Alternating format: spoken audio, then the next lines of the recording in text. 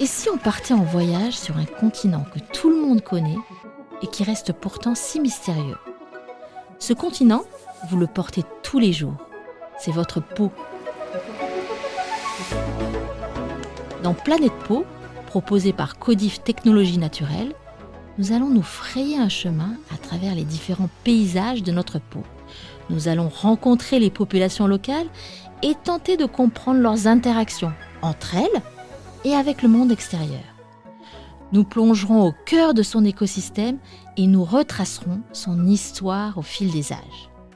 Je m'appelle Cécile Coumeau et je serai votre guide. Ce biotope-là a un énorme avantage, c'est qu'il représente la plus grande biodiversité que l'on connaisse aujourd'hui.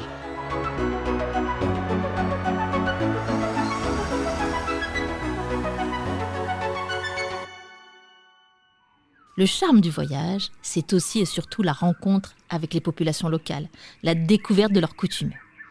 Notre périple sur la planète Peau n'échappe pas à cette règle.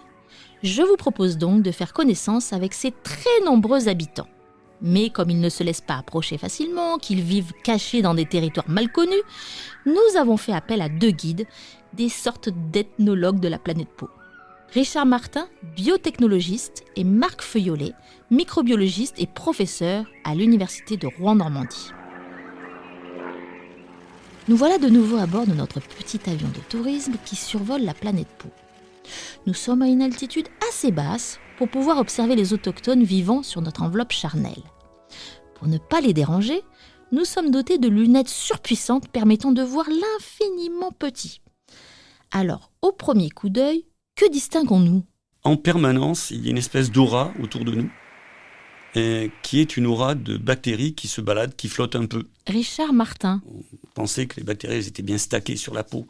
Alors de la même façon qu'on a appris qu'il y en avait bien sous la peau, jusqu'à 3 mm, il y en a aussi qui flottent autour de la peau parce qu'on en perd en permanence. Dans cette sorte de nuage vivent des espèces microscopiques, des bactéries, des virus, des levures et des champignons.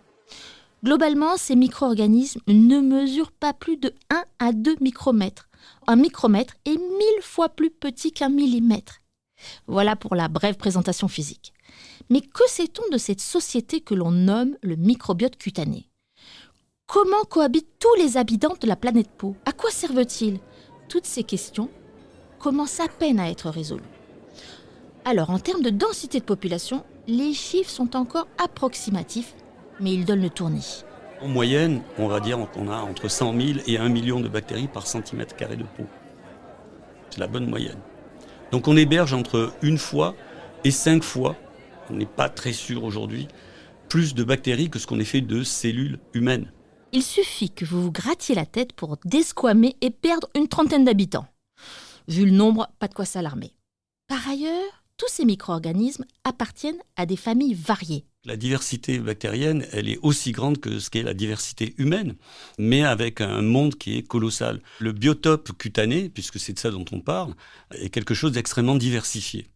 Il y a eu un très bel article qui était sorti aux États-Unis qui portait comme nom « Your body is a planet ». Et vous comprendrez facilement que la forêt tropicale qui est sous vos aisselles n'est pas du tout la même chose que ce qui est sur votre poignet, qui lui ne touche pas de porte, ne prend pas de barre de métro, bref, n'échange pas de bactéries.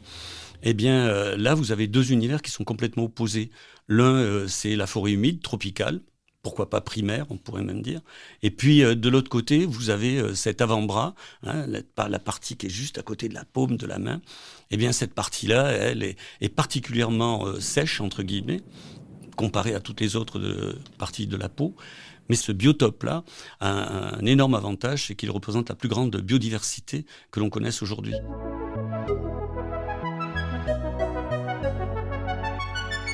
Certaines bactéries s'épanouissent dans les zones tropicales, tandis que d'autres prolifèrent dans les régions désertiques. Chacun ses goûts. Et comme les bactéries ne cessent de s'adapter pour survivre, leur présence sur notre peau varie aussi au gré du temps. Au fil des années, certaines disparaissent, d'autres se multiplient, d'autres encore migrent. À la naissance, vous êtes, pour l'instant, on est toujours avec l'hypothèse que l'enfant, la peau est stérile à la naissance. Marc Feuillolet. Ça reste à discuter parce qu'on sait maintenant qu'il y a peut-être un microbiote vasculaire. Il n'est peut-être pas stérile à 100%, mais disons à peu près. Ensuite, tout dépendra de la façon déjà dont le bébé va naître. S'il naît par voie basse, naturelle, en fait, il va passer par le premier microbiote qu'il va rencontrer, qui va être le microbiote vaginal. Et là, le microbiote vaginal, c'est à 99% des lactobacilles. Le Lactobacillus crispatus, qui est le principal qu'on va trouver au niveau vaginal, pour une population normale et en bonne santé. Donc, ce qui va se passer, c'est que le bébé va se retrouver couvert de lactobacilles à la naissance. S'il naît par voie de césarienne, là, à ce moment-là, il va être contaminé directement par le microbiote de surface de la mère, et peut-être des soignants d'ailleurs au passage. Et à ce moment-là, il va déjà commencer à avoir des staphes et d'autres micro-organismes. Des staphes, c'est le petit nom des staphylocoques. Durant le premier mois de vie, le microbiote cutané est homogène. Toutes les zones de la peau sont peuplées des mêmes habitants. Entre 3 mois et 18-20 ans, le microbiote cutané vit une période de turbulence à cause des hormones. Puis, une fois la crise d'adolescence passée, vers 20 ans, cette population se stabilise.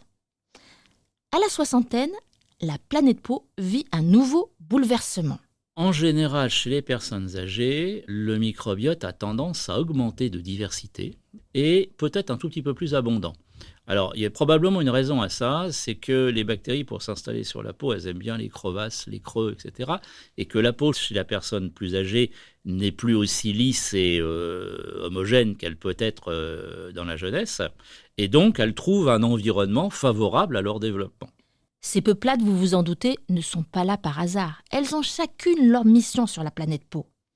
Mais globalement, l'ensemble du microbiote cutané forme une sorte de seconde peau. Ce microbiote, c'est la première barrière, c'est la première protection de la peau. Il est extrêmement utile à l'équilibre de la peau de différentes façons.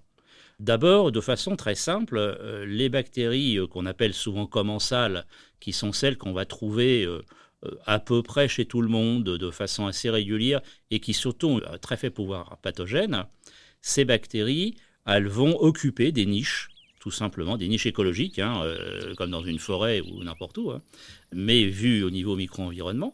Et en occupant ces niches écologiques, elles vont donc empêcher des micro-organismes pathogènes de s'y installer. Ensuite, bon nombre de bactéries du microbiote cutané produisent des molécules antibactériennes, parce que elles ne s'entendent pas toutes très bien entre elles, et donc elles vont chercher à éliminer les concurrentes, en résumé, et donc au travers de ça, elles vont produire entre autres des peptides antibactériens, qui vont inhiber les concurrentes habituelles, mais aussi potentiellement des pathogènes.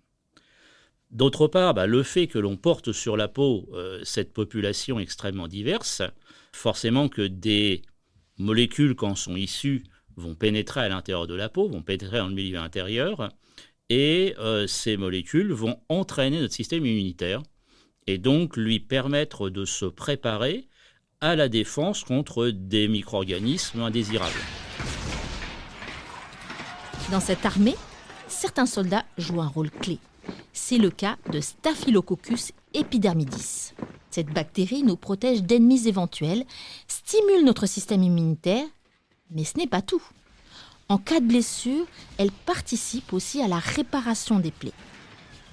D'autres habitants de notre planète peau émettent des filtres anti-UV.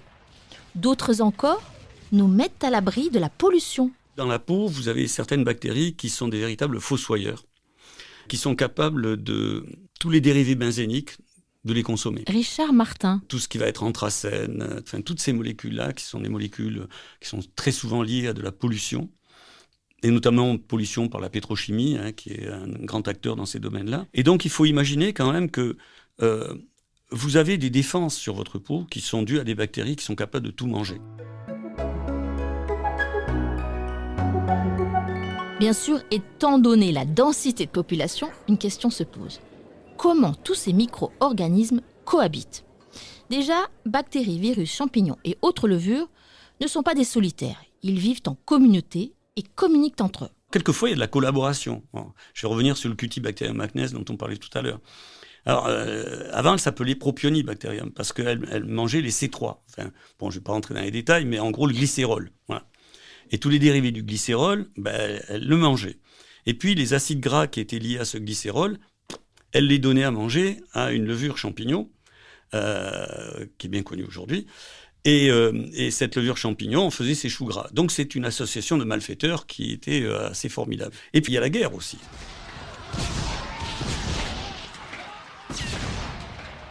Et oui, les habitants du microbiote cutané forment une communauté, et comme dans toute communauté, ces habitants se cherchent parfois querelle. Et vous savez quoi ? Le climat devient insurrectionnel quand un groupe, une espèce, tente de prendre le pouvoir, de conquérir l'ensemble de la planète. On observe d'ailleurs les mêmes dérives dans le domaine végétal. Si vous avez un champ de colza, eh bien, chaque plant de colza est compétiteur du plant suivant, du plant voisin. Ils sont en compétition. Pourquoi ? Parce qu'ils ont le même métabolisme, c'est le même genre, la même espèce, voire même souvent les mêmes individus, puisque c'est souvent des graines qui sont clonales, qui sont proposées au public. Eh bien, ces colzas vont pomper dans le sol tous les ingrédients nécessaires à leur croissance. Mais en même temps, ils vont laisser beaucoup de choses. Ça signifie qu'un champ de colza, il est hautement contaminable, puisque n'importe quelle graine, poussière qui viendrait contaminer ce sol-là peut profiter des restes, entre guillemets, de la diète de ces colzas. Et si vous imaginez à l'inverse, vous savez, ces espèces de prairies fleuries, eh bien ça c'est d'une grande stabilité, d'une année sur l'autre, vous retrouvez votre prairie fleurie, parce que ce n'est pas contaminable, c'est déjà contaminé. Pour vivre en paix, le microbiote cutané a donc besoin, comme n'importe quelle société, de diversité. Sur la planète peau, respecter son voisin, même s'il n'appartient pas à la même famille, garantit un climat serein. Comprenez une peau en bonne santé, sans rougeur, sans boutons, sans irritation. Heureusement, la peau fait la police. Elle régule le nombre d'habitants et aussi cette fameuse diversité. S'il y a trop d'une bactérie, eh bien, elle fabrique ce qu'on appelle des PAMs, des peptides antimicrobiens. Et ces peptides antimicrobiens, leur rôle, c'est d'aller se fixer sur des zones particulières de la paroi ou de la membrane de ces bactéries, puis de faire des trous. Voilà, ce qu'on appelle la lyse cellulaire. Elle se dégonfle comme un pneu qui éclaterait. Et donc, c'est des outils très puissants. Et nous, quel est notre rôle ? Que pouvons-nous faire pour que ces habitants microscopiques vivent en paix sur notre planète peau ? Par exemple, est-ce que notre obsession de l'hygiène est délétère ? Plus simplement, prendre une douche tous les jours décime-t-il une partie importante de notre microbiote cutané ? La question paraît triviale, mais pas tant que ça. Un chercheur a mené l'enquête. Quand un chirurgien se lave les mains avec un protocole qui dure quand même une dizaine de minutes, extrêmement drastique, qui délipide complètement la peau. Ce chirurgien met ensuite des gants, stériles évidemment, et puis il opère. Est-ce que ce traitement-là élimine toutes les bactéries de la peau ? Et si oui, est-ce qu'elles se reconstituent ? Et si elles se reconstituent, dans quel délai ? Et est-ce qu'on retrouve la même chose qu'avant ou pas ? Et donc il a fait ces manips-là, il a sorti un très beau papier là-dessus. Et la question, en combien de temps ? Eh bien, ça dépend des individus, mais en moyenne, c'est entre 2h30 et 4 heures. Vous reconstituez exactement votre propre microbiote, en qualité et quantité. Notre deuxième peau reste donc fidèle au poste, à condition malgré tout de manger équilibré, de pratiquer une activité physique régulièrement, de se protéger du stress, bref, d'avoir une bonne hygiène de vie. Quant à savoir comment la pollution perturbe les habitants de la peau, les choses ne sont pas encore très claires. Mais la recherche sur le microbiote cutané est en pleine ébullition. Récemment, une nouvelle famille d'habitants de la planète peau a d'ailleurs été découverte, les archées. Alors là, c'est un monde Marc Feuillolet. Dans lequel on a...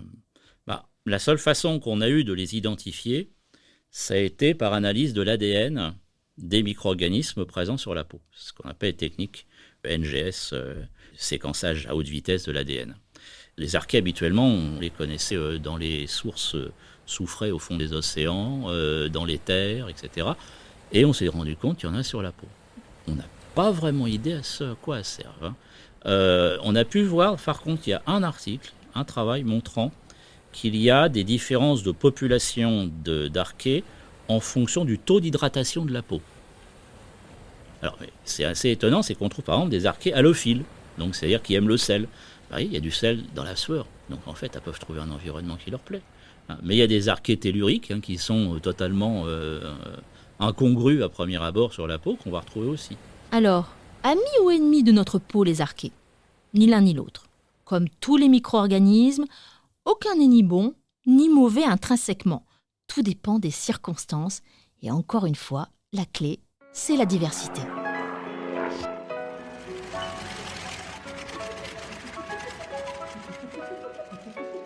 Retrouvez notre podcast Planète Peau sur toutes les plateformes d'écoute, sur YouTube et sur le site internet codif-tn.com.